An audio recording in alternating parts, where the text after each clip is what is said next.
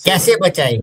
खासकर मैं तो हमेशा से ये कहता आ रहा हूं कि भाई हमारे यहाँ तो दुनिया का सबसे बड़ा फिफ्थ कॉलम है।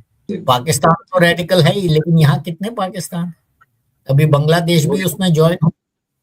तो सर एक चीज आपसे सर पूछनी थी कि जिस हिसाब से नरमी के हिसाब से हम चल रहे हैं पूरा भारत, जैसे इन चीजों पे अभी आपने मदरसों की बात बताई थी, तो चाइना ने तो उस पर एक्शन कर लिया ऑलरेडी। उनने ये मदरसे मदरसे सारे बंद करते, कोई तो उनके बारे में बात नहीं कर रहा। उन्हें तो मौलवियों को दाढ़ी रखना तक नहीं वहां, और मस्जिद उनको जो है टॉयलेट्स में कन्वर्ट कर दिए, इन मदरसों को खास तौर पर। तो क्या ऐसी सिचुएशन इंडिया कर सकता है जिससे कि कम से कम हम आगे सेफ तो हो सकते हैं? अदरवाइज, क्योंकि डॉक्टर आपने बताया एमडी किया हुआ डॉक्टर और chain of doctors are becoming suicide bombers.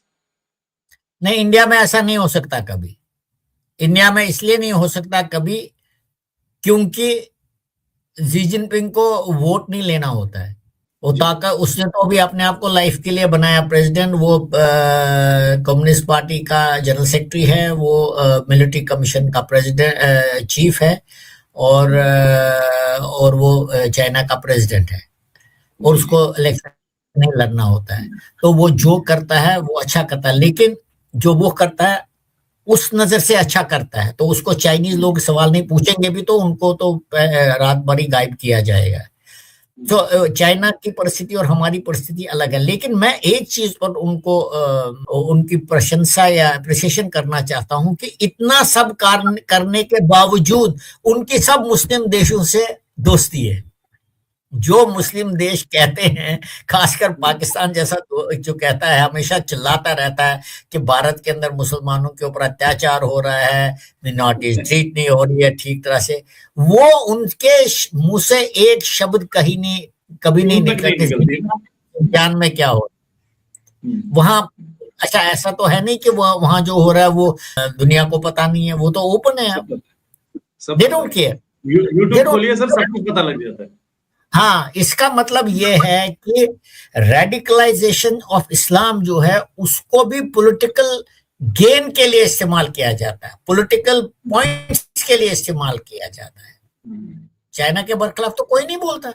अब भारत में आप नहीं कर सकते ये सब, क्योंकि भारत की जो परंपरा रही है डेमोक्रेटिक सिस्टम, और मैंने जो बोला आपको, radical Islamist use your strength against you. और आपके तो पार्लियामेंट में ही आप देख लीजिए क्या बातें की जाती हैं, तो आप कैसे कर सकते हैं ये सब? लेकिन आप नहीं करेंगे तो फ्यूचर इज वेरी डार्क। जैसे मैंने शुरुआत में ही बताया था, जो लोन वुल्फ अटैक्स जो है बहुत बार हुए हैं। हमने लंदन में बहुत बार देखा है, वहां का जो मेन ब्रिज है उस पर कभी औरतें अटैक कर, रास्ते पे चाकू लेके मारना शुरू कर देते, बहुत बार ऐसा हुआ है। तो ये भी उसी तरह का एक हमला था। तो इन हमलों को, जिस हिसाब से हम, इंटरनेट का जमाना है, लोग घर में बैठ के इंटरनेट के थ्रू यूट्यूब को देख के, वीडियोज को देख के सब ये चीज हथियार बना लेते हैं। तो इस चीज को क्या गवर्नमेंट को किस तरह से अपने कानून में कुछ अमेंडमेंट करके इन चीजों के खिलाफ बनाना पड़ेगा ताकि ऐसा दोबारा ना हो, खासतौर पर भारत को? देखिए ये जी, ऐसा है, मैंने कई बार ऐसा बोला है कि भारत में हमारी समस्या क्या है, हम हर चीज गवर्नमेंट के ऊपर डाल देते हैं। हर चीज गवर्नमेंट के ऊपर, गवर्नमेंट ये करेगी, गवर्नमेंट वो करेगी, ये मुमकिन नहीं है। इस्लाम में क्या है, वहां लोग करते हैं। शाहीन बाग का किसी ने, गवर्नमेंट ने किया था, 6 महीने तक आपका रास्ता बंद किया। So people's movement has to become strong. This is not so in India. यहाँ नहीं होता है। यहाँ तो सरपन कट जाता है, तू का ही कट जाता है, और ये एक्सपेक्ट करना कि गवर्नमेंट हर एक चीज करेगी, that's not possible. Second thing